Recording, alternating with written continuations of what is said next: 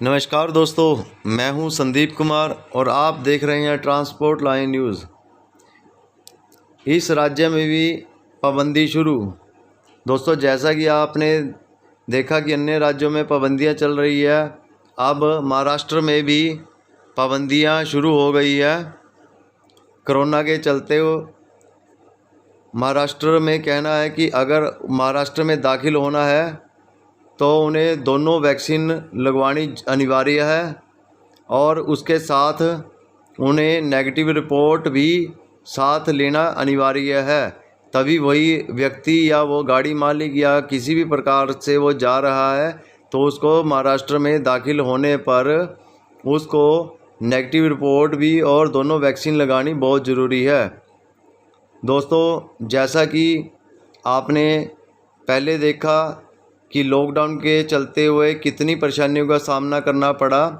अब फिर वही आसार दिख रहे हैं कि शायद दोबारा से लॉकडाउन का माहौल ना बन जाए कि पूर्णतः लॉकडाउन होने पर आम नागरिक को काफ़ी आर्थिक परेशानियों का सामना करना ना पड़ जाए। दोस्तों, कहीं वीकली लॉकडाउन, कहीं नाइट कर्फ्यू इनके चलते हुए अब महाराष्ट्र में भी 8 जनवरी 2022 को महाराष्ट्र सरकार ने घोषित किया है कि जो भी महाराष्ट्र में दाखिल होगा, चाहे वायु मार्ग से हो, चाहे रोड मार्ग से हो, चाहे वो किसी भी प्रकार से, चाहे हमारे ट्रांसपोर्ट से जुड़े भाई हों या ट्रक ड्राइवर हो, उनके लिए महाराष्ट्र में एंटर करने से पहले दोनों वैक्सीन लगाई होनी बहुत ज़रूरी है और साथ ही कोरोना नेगेटिव रिपोर्ट भी अनिवार्य है। तो दोस्तों, आपने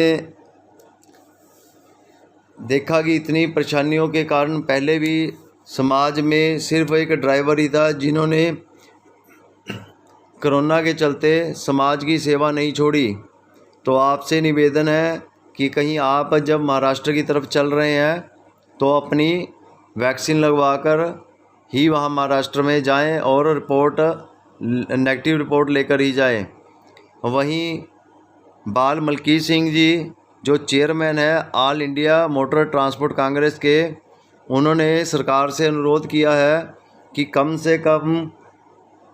ट्रांसपोर्ट व्यवसाय में कई जगह पर छूट देनी चाहिए। उसमें काफ़ी जो कि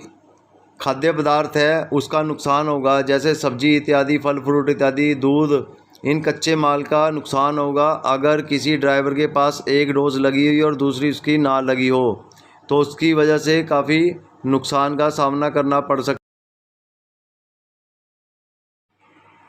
उन्होंने सरकार से निवेदन किया है कि बॉर्डरों पर ही इसका इंतज़ाम होना चाहिए कि अगर किसी ड्राइवर के पास एक डोज़ लगी हुई है तो उसे की समय कम करके उसे तुरंत दूसरी डोज़ लगानी चाहिए, और जिसके भाई के पास टेस्ट की रिपोर्ट नहीं है उसका समय पे ही, मौके पे ही, बॉर्डर पे ही टेस्ट हो जाना चाहिए।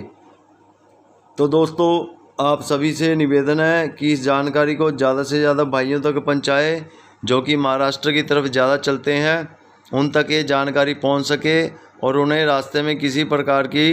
परेशानी का सामना ना करना पड़े। ट्रांसपोर्ट लाइन न्यूज़ देखने के लिए धन्यवाद।